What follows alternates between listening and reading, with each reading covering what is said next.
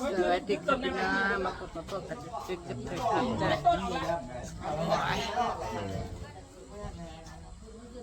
แม่วันเกิดจ้ะพี่น้อง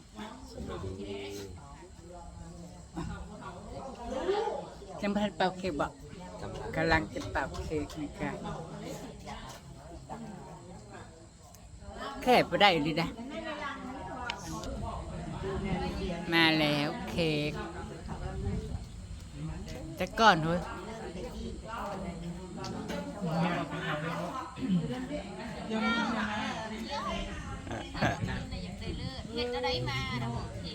ฮะ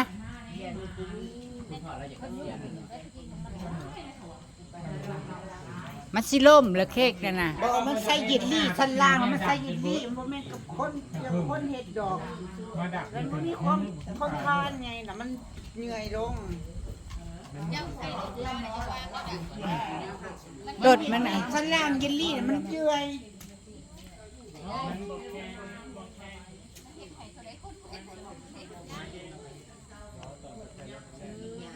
มันกระท่อนนักบอก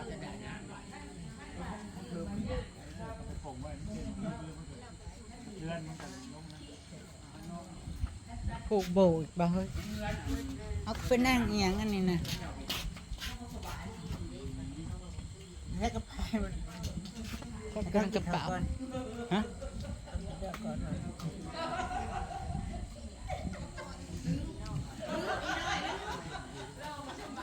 แค่โคนกระสิโตกพอโคนเนาะโตกลุ่มซุ่มเย็นอะไรอันเราเนี่ยเนาะเนาะไปได้มากใช้ฝนหลอกมันใหญ่กูถ่ายชีแบบโอ้ให้โคติโตห้ามกูเตะๆไปป้าห้องปึ๊บป้าห้องปึ๊บอีกแล้วไล่ไปทางหน้าดงมันต้องมาตกแทนในพ่อนะไล่มันตายไหมไล่มันตายแม่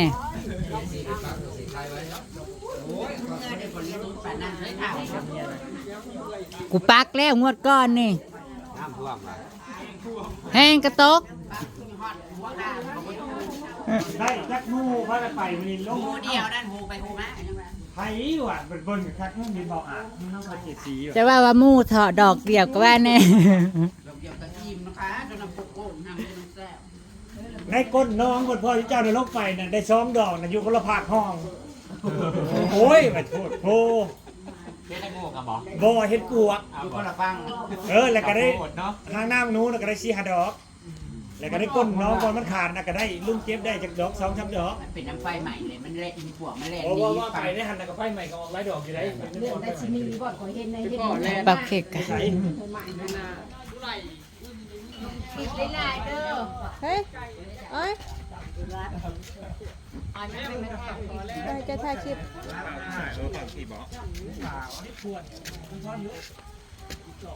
แก้เป็นยังไงถ่ายรถเฮ็ดโลดกำลังสิเป่าเค้กพี่น้องหลังจากกินข้าวแล้วเนาะทีมเจสีหังก็มาฮอดทำในกับบริปากได้ตี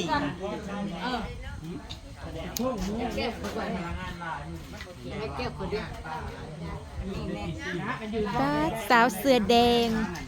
สาวเสือแดงมาแดงจ้องพวกกระเป๋าน้ำอิ่มแล้วบ่เจ้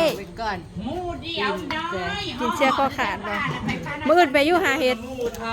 นอนพี่บ่บ้านเบิ่งจะป้าว้าวอย่าป้าว้าวคุณนอนพี่บ่มูเดียวจะนอนเดียวดอกเดียวคืนนี่ก็นอนหนึ่งค่ะ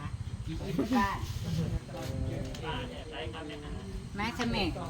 กำลังจะเป่าเค้กจ้าหลังจากกินข้าวแล้วเนาะคือจะฟ้องแย่ฝนตกเลยมาเด้อคือจะฟ้องเค้กแฮปปี้เบิร์ดเด้อเอาแคปเจอร์กันด้วยเสือถ่ายหุ่มดูไม่ต้องลาซานสั้นวันนี้ปานเค้กแต่งงาน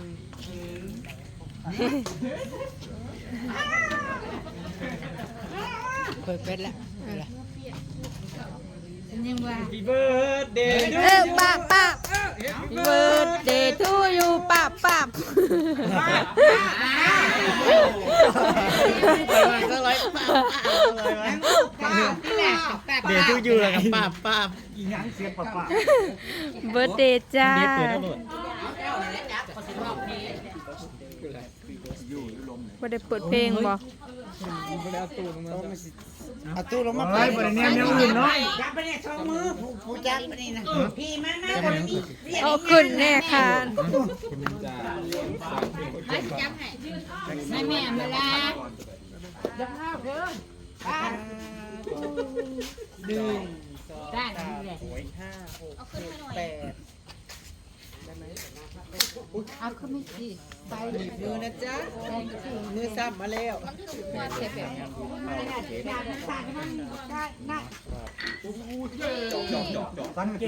ังเกตเจี๊ยบเด้อบ่ได้แนมเค้กไหน สันบานดีเรามีพิธีวิวาไปงาน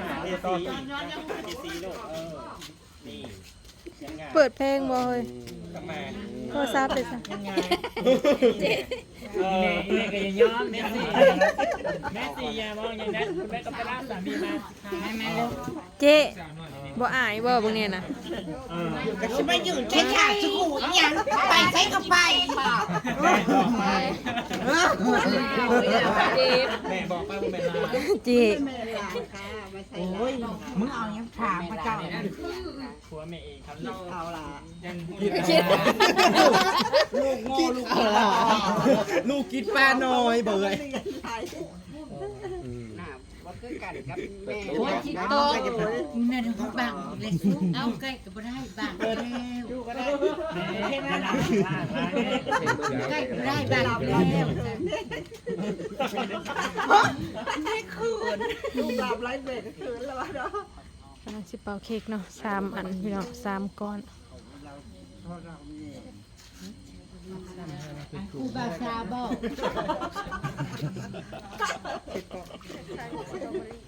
ไก่ถามนะสูที่จริงนะคุณแม่ไม่ได้ถามมันกัดคุณแม่อะไรสารพอแล้วไม่ตบเลย ถึงแค่เราหยุดนิ่งแล้วแข็งกันเลยแข็งแล้วแข็งได้แต่จะเบิ้งได้เลยแต่กันเลยเราแข็งแล้วยังคือ ทำมาพี่ มาทางกลางพี่ มาเป่าเค้กน้ำเป่าเสื้อเร็ว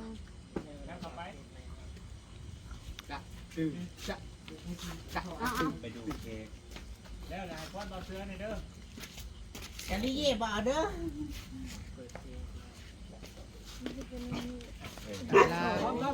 พระเจ้าว่าเค้กหนึ่งที่เค้กแต่งงาน3ชาติถูก ข้างล่างเป็นเยลลี่มันก็เลยเจื่อยลง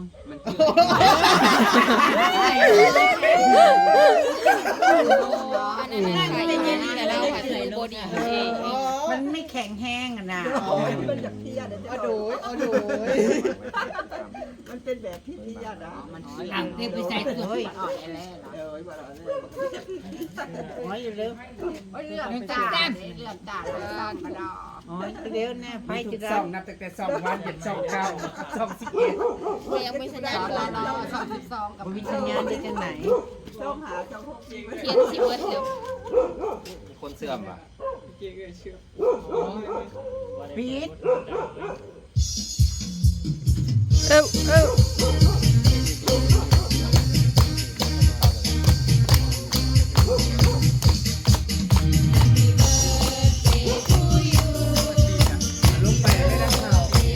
ใกล้เพิ่นบ่ได้บ้าง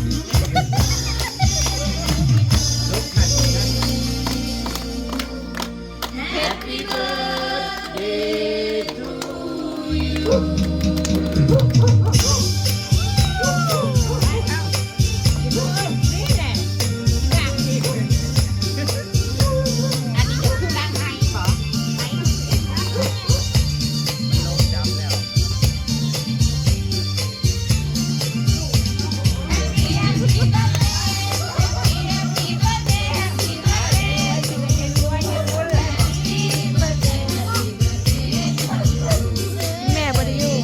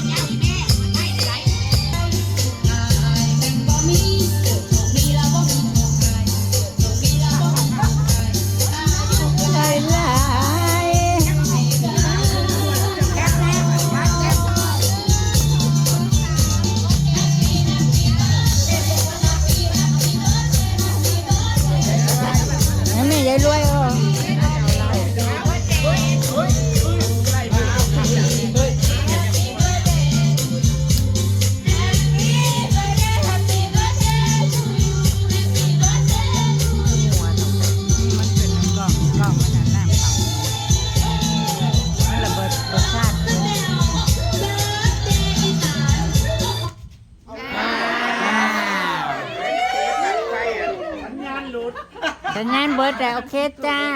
อ่ะห้องเองมัน Happy birthday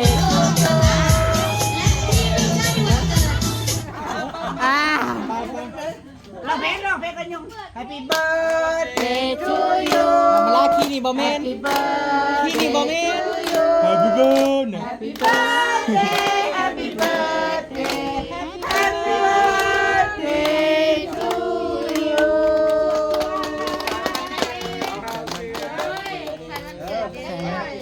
ครบรอบ35 ขวบ 35 ปีเอาไปครับอุ้ยตัวกลางเนี่ยคือมีเงินดอลลาร์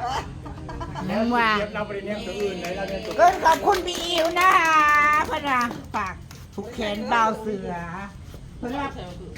อันนี้จ้าห้องแก้มเบาเสือเพื่อน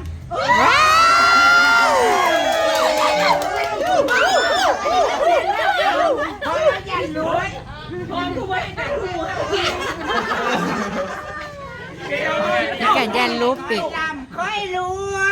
ยค่อยร่ำค่อยรวยขอสุขภาพแข็งแรงคุณบุญที่ได้สั่งจงเกิดขึ้นวันนี้ได้ก็วันหน้านะ ตุสัตตุสัตเธอ จ้างให้หอมแก้มหอมลิ้นตาอีกแล้วสิมาเลยแม่ผูกแขน พาควันใส่พาควันอยู่ไหนบอก พักก่อนอยู่ไหน เป้าเค้กเนี่ยเขาผูกอีกไหนเจ้าเมื่อเขาผูกอีกแต่ประมาณ3 เดือนเฮ้ยมาในส่วนท้ายในพิเศษที่ผูกนั่นดิ รอบเด็กกับผูกอีกรอบ ส่วนหารายได้พิเศษปะ เฮ้ยมีเงินหน่อย มาแงพี่แล้วมีกันแล้วนะมาเป็นอาจารย์เด้ออาจารย์หน่อยบุญแบบวันนี้แบบอาจารย์หน่อยครั้งก็ได้มาแน่ตักเค้กให้พวกเรากินอาจารย์เล่น บ่ยืมได้บ่มีก็บ่ได้ผูกเงินโหยผูกแค่ไผผูกแค้นก็ได้ มันจะเจียดเนาะ เออยัดเยียดยังอีหลีดอก เบิ่งเด้อพี่น้องว่าผู้ใดผูกหน่อยหรือผูกหลายสบายสบายนี่แหละกับข้าวกับลายย่าอยู่กินกับเพื่อนที่ลูกได้พวกกิน2 จับ1ย้ำโตกับน้ำตุยกินผู้เดียวจานนั่นน่ะ เออกูบ่ได้กินซ้ำเลย ไปกินผู้เดียวได้กินผู้เดียวลาบเป็ดกับน้ำตุยได้กินนั่นน่ะเขาสดน้ำต้มเป็ดหน่อยเดียวนึงก็เมื่อจาน1ได้นี่กินลายนะ ไปจะไปผูกให้ไม่ใช่ไผ่ผูกแก้วใช่ไหม ไม่เบื่อแล้วบุญมาน่ะทำอะไรกินหลายๆ เดี๋ยวคนไปขี่ออกเลยเด้ตัวหนึ่งเนี่ยมันเต็ม มีของต้มนั่นนี่เอา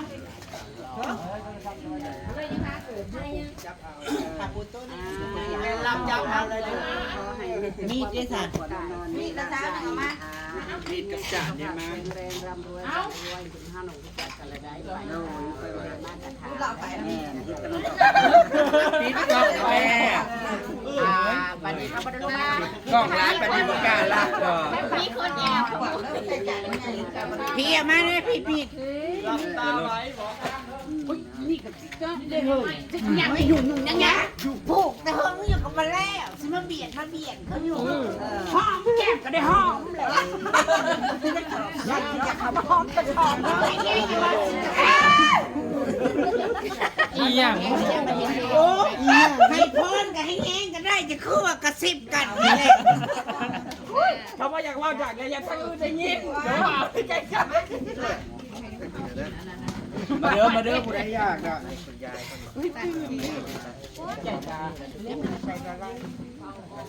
ไอ้แก้ว ไอ้แก้วแม่แต่โดนเด้เนี่ยบ่เห็นด่ะจะไปอยู่ใส่มา นั่งเลยนะพวกเขาอยู่ไหน มาเค้กเด้อเค้กเด้อ ผลลงเม็ด ฝนลงเม็ดแล้วเร็วๆเลย ยกยก ไปเอาหาพัก ยกยกยกยกสีซอยยกไหมสิ ฝนมาแล้ว ซอยยกเร็วๆระวังดูระวังเขาในรถเขาในเฮือดปุ่นเขาในเฮือดปุ่น ตามมาเด้อ ถ้าคอยลงปากจากเค้ก อันไหนเงินแล้วปะเนี่ย สบายดีได้ เพิดโพว่ะฝนนะขึ้นมาขึ้นมา น้อย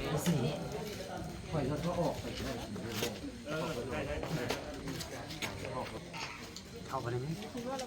ไปเอาสีเจ้าสบายดีพี่น้องอากามาฮอด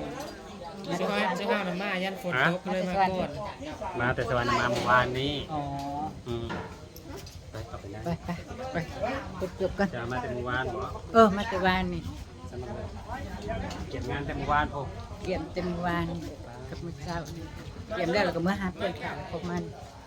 คุณเอาโอ้ยเธอแบบบอกว่าจะมือกับมีแม่นั่นสิเธอตะคือเธอจะคิดจะไงอ่ะ โรงงานแต่งงานโรงงานวันเกิด นั่นถามสิ ค่าใจเองเนาะไอ้ มันสูงเลยนะนี่นะแต่ได้ข้าวเพื่อนลูกโอ้ยมาทุกซ่องมันได้ข้าว แต่งโต๊ะแถลงข่าวด้วยนะ มาครบเลย ค่าใจแฮงว่าติ แต่งโต๊ะอีกหันบางหัน ใช่เราเองสงสัยแบบเฮาเลย ย่านเจ้ามาเลยแต่เอาค่าหักปากจะไหวมาก ซุ่มเด่นป่านนี่ ใจลงมา โต๊ะอะไรแหละไม่ได้โต๊ะเล่นแล้ว แห้งเลย มื้อนี้น่ะฝนตกไป3หยดแล้ว นางเท่าเป็นปักตะไคร้เดียวนี่ เอ้า ไปหมดไม่ต้องไปไหน ยัดพวก ตัวเก้ายังไม่ได้ถอดเลยยังปักอีกแหละ ผูกคอผูกแขนแล้วจะใส่ละเอาแล้วคนแล้วผูกแขนนะ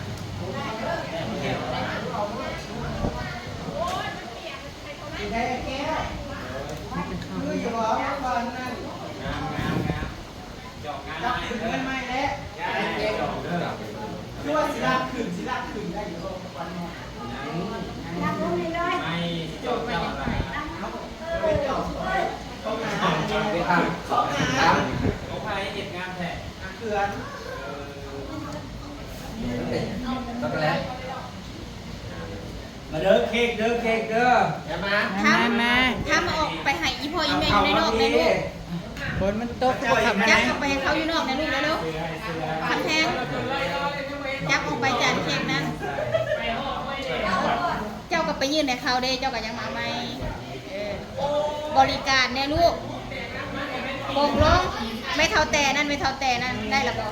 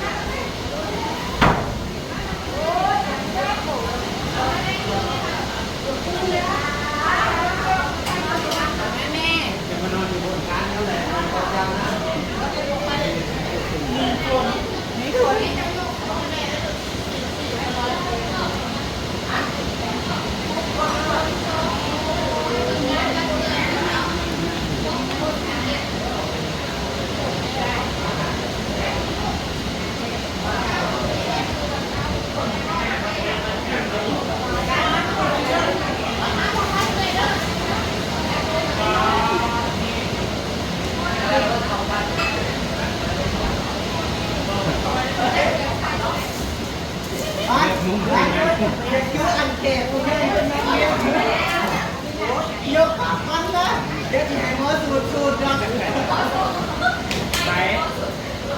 ลงไปปล่อยก็ได้ไปดีสุดปล่อยกินเผาเลยเด้อ นะเธอแม่ยังเคยบอก แอนี่ ป้าแต่งเล่นกันเราได้ มันจะเห็นกล้องเราไปกินกล้องมันก็ออกทุกกล้องกิน มันมีโอกาสดีวะ ไอ้กินข้าวได้กับมามันต้องมันดอกทำยากดอกมันมีโอกาสดีนะคะได้ออกทุกช่อง เป็นแทงข้าวเลยมันได้ออกทุกช่องเลือกออกออกช่องใด บ่ต้องเลือกมื้อนี้นะมื้อนี้บ่ต้องเลือกค่ะออก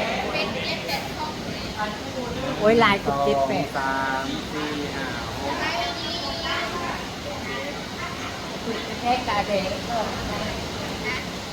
ถูกจะแท้กระสีแดงก่อน คือตุ้ยเทกล้องเจ้าเฮาคือ โอ้ยเขาจะมาบ้านที่ว่า ตุ้ยใครอยู่ไอ้นี่จ จำคือกัน ธรรมชาติ เฮามันก็ลงโทษ พี่น้องค่ะแล้วให้นี่ก็ยกภาพบรรยากาศไปกันในคนด้วยจ้าบนมันตกแดดญาติ ำฝนตกพี่น้องก็ติดสัญญาณ แล้วก็ขอบคุณนะญาติขอบคุณชมนะคะขอบคุณทุกท่านที่มาเป็นกระเด้อไปแล้วญาติเด้อ